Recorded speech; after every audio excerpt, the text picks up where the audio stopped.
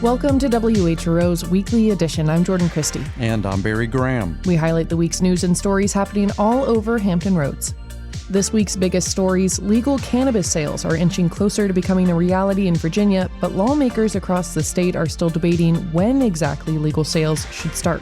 Hampton is set to launch a new initiative in its school system to prepare for climate impacts. The city received $500,000 from the state for it. And environmental and fishing groups are once again pushing state lawmakers to halt industrial menhaden fishing in the Chesapeake Bay. The story's always the same. We don't have the science to prove anything, but then you go try to get the science. Oh, we're not going to do that either. So it feels like a giant game of Lucy and the football.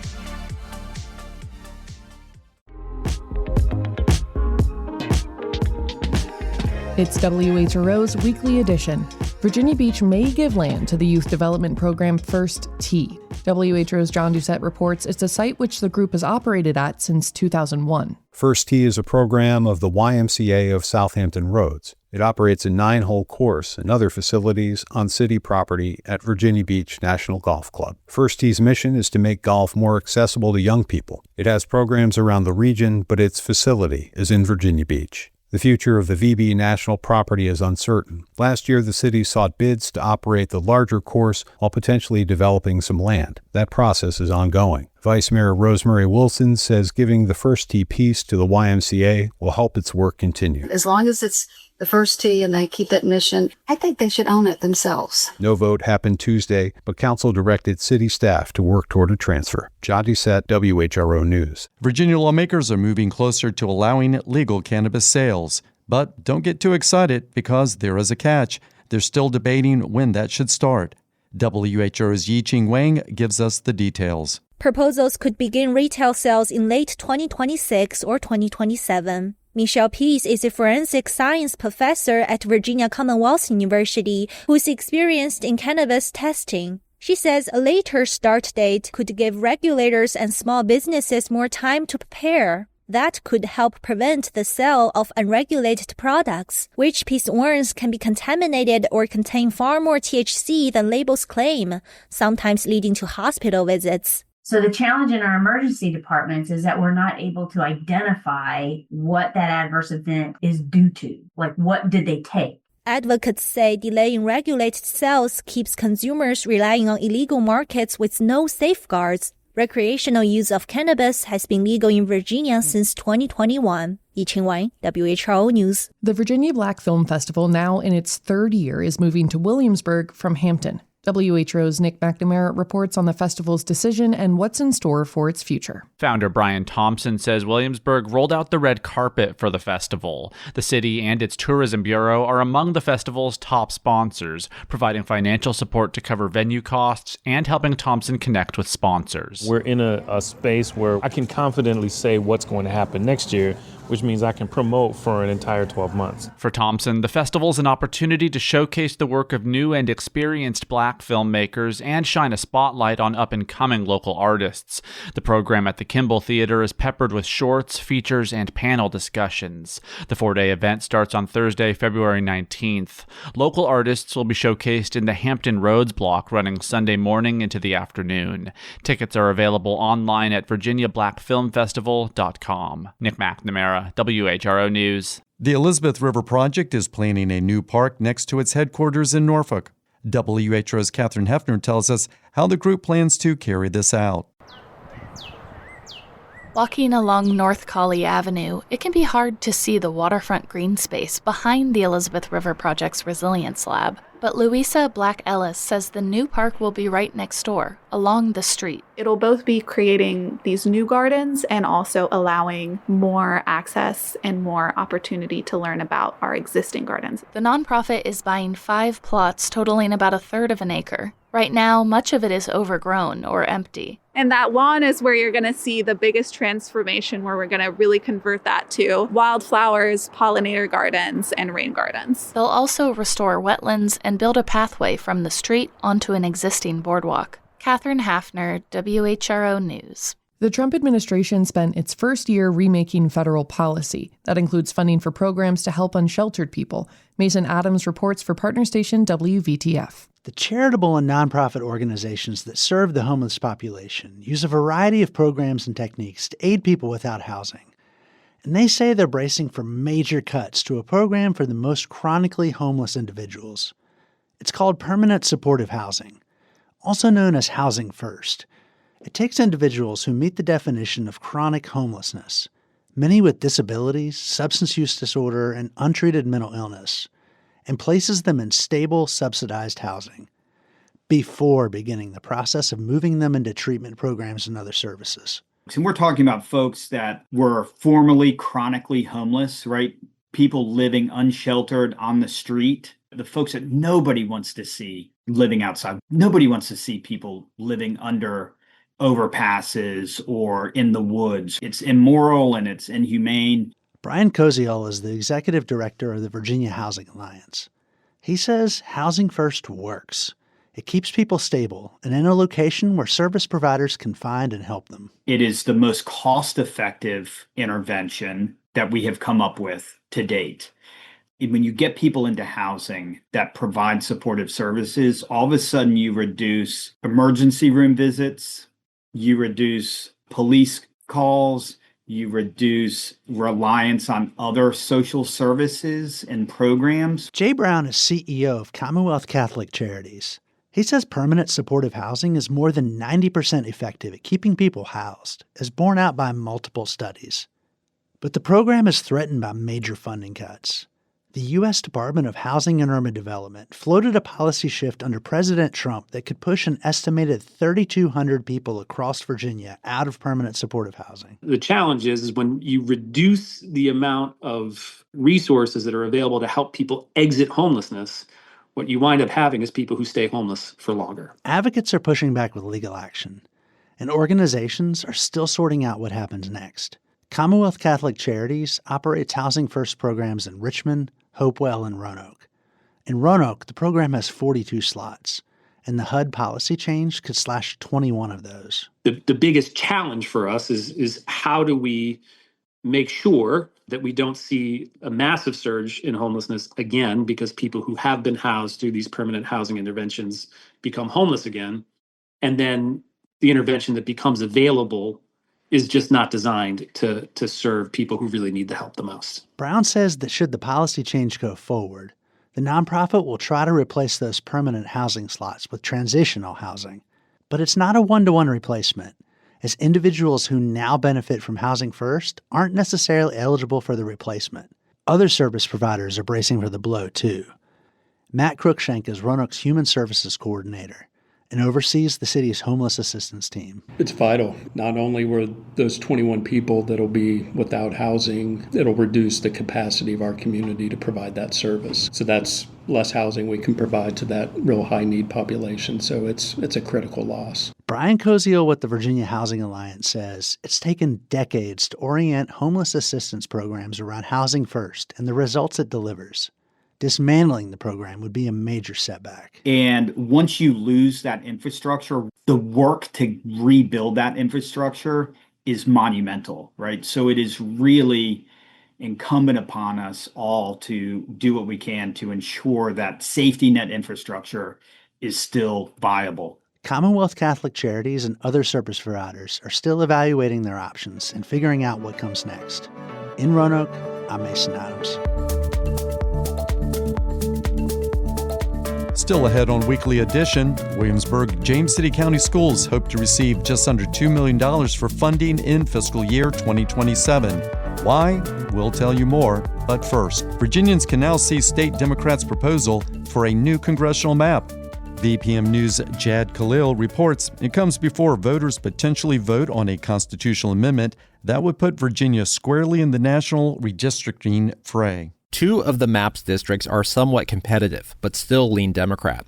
But the morning before the maps were released, Senate President pro tempore Louise Lucas described it this way. Our maps are ready. Virginia's ready. We said 10-1, and we meant it. Lucas said it was a response to a gerrymandering effort President Donald Trump began in July. Look, Donald Trump knows he's going to lose the midterms. He knows it. That's why he started this mess in the first place. I tried to tell you all that. A circuit court in Tazewell said the constitutional amendment necessary for the maps to go into effect was drawn up illegally. The Virginia Court of Appeals requested in a filing Wednesday that the Supreme Court of Virginia take up that legal challenge after Democrats appealed it. The whole effort is not a sure thing, but what is certain is that the map will be dissected by voters before the planned referendum on April 21st. Jad Khalil, VPM News. The sale of assault-style firearms may soon be banned in Virginia. WVTF's Michael Pope reports that the House and Senate have both approved of the idea. Gun violence has become endemic in recent years, and assault-style weapons are often in the headlines when they're used in mass shootings. According to the advocacy group Everytown for Gun Safety, the use of an assault weapon in a mass shooting results in twice as many people killed and 23 times as many people wounded. Here's Senator Barbara Favola, a Democrat from Arlington. Virginians, I believe, want to feel safe. They want to be able to go about their daily business. Last week, the House passed an assault weapons ban. Now the Senate has passed similar legislation.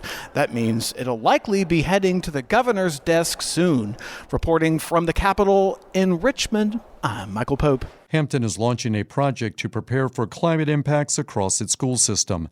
WHRO's Catherine Hefner details the city's initiative. The state recently gave the city more than $500,000 for the Hampton City Schools Resilience Partnership. It will assess how vulnerable 32 school facilities are to things like flooding, extreme heat, and power outages. City resilience engineer Scott Smith says officials can then invest in solutions like sunken gardens that capture water. He points to one example outside the Hunter B. Andrews School. You can see the reeds and stuff in the area, and that takes the water from the parking lots and from the roofs and stores it to slow it and release. Smith says protecting schools also helps everyone around them. The schools are centrally located within neighborhoods and are a known place where people rely on for safety. That could make them perfect community resilience hubs where people can go during extreme weather. Catherine Hafner, WHRO News. A proposed study of extending the light rail to the oceanfront won't move forward. And as WHRO's John Doucette reports, Virginia Beach says it still has concerns. Delegate Alex Askew proposed looking at the feasibility of extending the tide from Newtown Road Station to the oceanfront. Virginia Beach objected because city voters opposed bringing light rail to town center a decade ago. That study was tabled in Richmond this week, but another resolution introduced by Askew wants to examine strengthening transit throughout Hampton roads. It includes light rail. Askew says it's one of many modes of transportation in his resolution. It'll be a broad-based,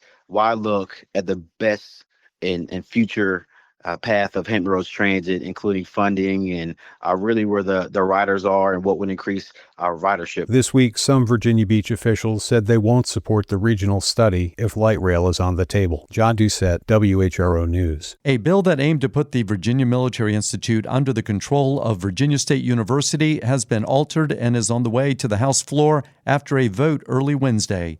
Brad Kuttner with partner station WVTF has this report. Virginia Beach Democratic Delegate Mike Fagan's VMI effort started over concerns linked to a 2021 state report about how the first state-supported military college in the country handled race and history. But a visit to the school over the past weekend and conversations with those involved saw Fagan's effort, which aimed to change management of the school to the historically black Virginia State University, watered down. It now only deals with how VMI's leadership is appointed. Here's Fagan's. VMI has made great strides over the past 4 years. Their leadership acknowledges that the troubling findings that was identified in 2021 and has committed to continued improvement. Those efforts matter, and we appreciate the conversations, but there is still much work to be done. Now the bill, according to Fagan's, puts VMI in a, quote, balanced position. The total number of board members won't change, but the number of those with senior military experience has been increased. It was a compromise VMI's superintendent, Lieutenant General David Furness, said he supported. Furness also gave credit to General Cedric Wins, the school's first black superintendent, who was appointed by former Governor Ralph Northam but not renewed last year. My predecessor, General Wins, made significant progress, and I intend to continue that progress going forward. You have my word on that. The bill now heads to the floor chamber. In Richmond, I'm Brad Kuttner.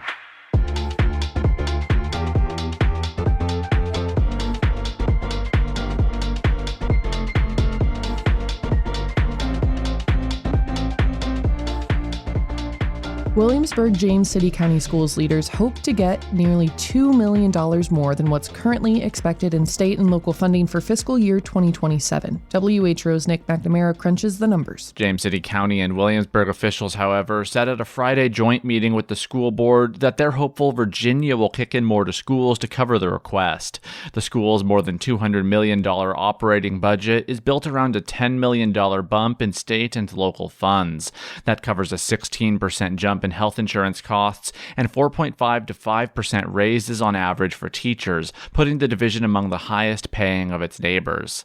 But the division wants another $1.9 million for more behavioral support staff, security officers, and to add JROTC and lacrosse programs. The legislature is expected to have budget proposals ready by February 22nd, which will give localities a better understanding of what to expect and if they're needed to consider if they can fill the gap. Nick McNamara, WHRO News. Environmental and recreational fishing groups are again pushing state lawmakers to halt industrial menhaden fishing in the Chesapeake Bay. WHRO's Catherine Hefner has the latest on their efforts. Menhaden are small fish with a big role in the ecosystem, and advocates worry they're disappearing. The groups have long wanted research to figure out what's happening with menhaden in the bay, but lawmakers kept kicking it down the road. Ellen Wingfield with the Richmond Audubon Society says they don't want to wait any longer. The story's always the same. We don't have the science to prove anything, but then you go try to get the science. Oh, we're not going to do that either. So it feels like a giant game of Lucy and the football. This year, a proposed bill would ban the industry in the bay until new research shows it's not harmful. Ocean harvesters could still fish in the ocean, where it usually gets about 2/3 of its harvest. The company says it's unworkable to prove a negative and threatens hundreds of jobs in Reedville. Catherine Hafner, WHRO News. A request by Virginia Beach to make it harder to approve significant land use changes in rural communities has failed in Richmond. WHRO's John Doucette breaks down what exactly that means. The City Council wanted state lawmakers to approve a charter change, so it would take a supermajority of the council to sign off on major land use decisions in rural areas. The idea was to protect farmland by making it tougher to develop below what is called the blue line. It's the stopping point for city water and sewer. That effort died in the General Assembly, but Mayor Bobby Dyer says the city will work to preserve farming. It's more important what we do locally. I intend to honor my commitment and maintain the blue line as long as I'm mayor, and even after I'm gone, I will insist on that. Agriculture is the city's third largest industry after tourism and the military. John Doucette, WHRO News. The VA secretary told lawmakers Wednesday that the new North Battlefield VA clinic in Chesapeake is still well below full staff. WHRO military reporter Steve Walsh reports that the problem persists despite promises made when the clinic opened last year. VA Secretary Doug Collins told the House Veterans Affairs Committee that 335 out of the 534 staffers have been hired. Another 199 vacant positions have not been filled. Congressman Bobby Scott pointed out that Collins had said at the groundbreaking in April that the clinic would be at full staff by January. Mr. Secretary, do you believe the decisions made by the administration regarding hiring freezes, proposed layoffs in the tens of thousands, termination of collective bargaining agreements, and other personnel actions have adversely affected your ability to recruit? Collins responded that the VA has the same hiring issues as other hospital systems. He also said the VA will begin recruiting for a permanent replacement for Hampton VA Director Tashikwa Simmons, who was removed back in July of 2024. Steve Walsh, WHRO News.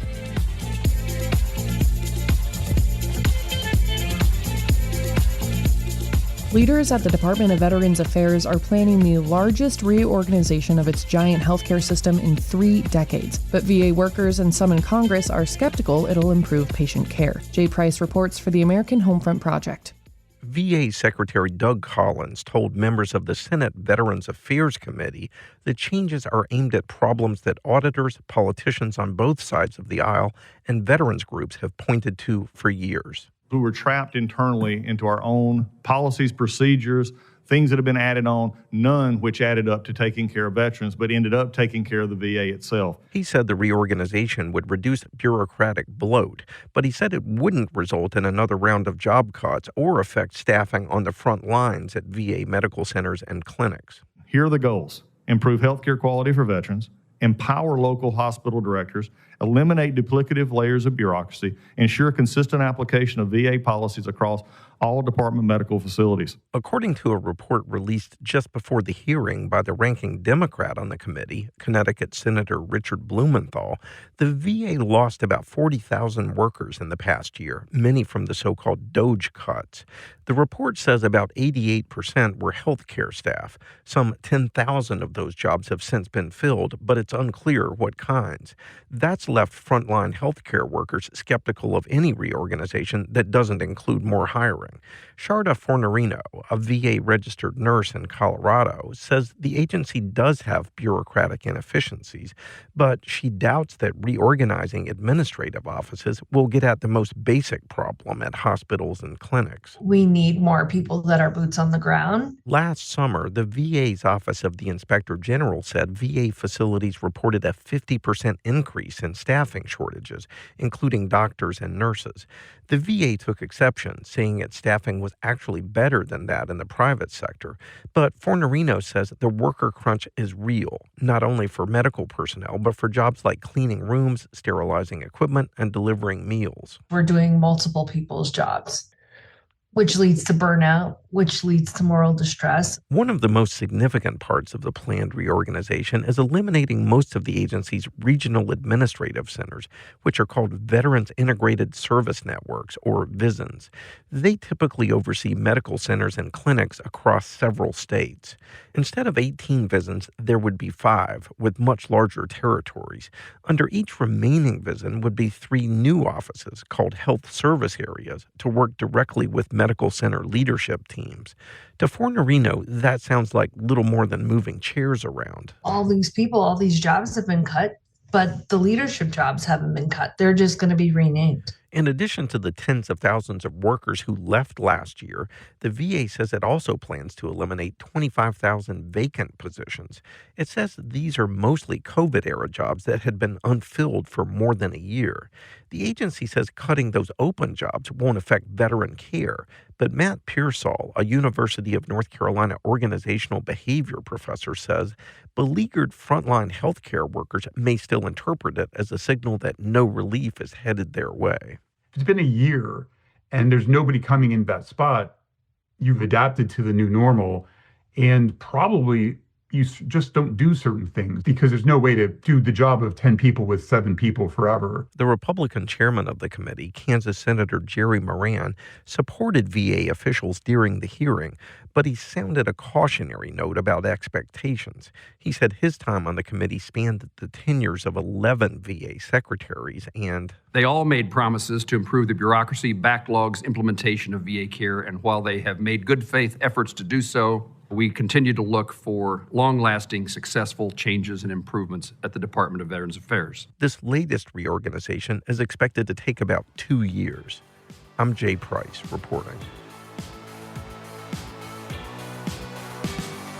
You've been listening to WHRO's Weekly Edition. We had help today from WHRO's John Doucette, Catherine Hefner, Nick McNamara, Steve Walsh, and Yi-Ching Wang. WVTF's Mason Adams, Michael Pope, and Brad Putner. VPM's Jod Khalil and Jay Price with the American Homefront Project. Also Connor Worley, who produced today's show. A reminder that you can always catch full episodes on the Weekly Edition podcast feed. You can get your news updates at WHRO.org and the WHRO Reports podcast feed. For all of us at WHRO and WHRV, I'm Barry Graham. And I'm Jordan Christie. Have a great weekend.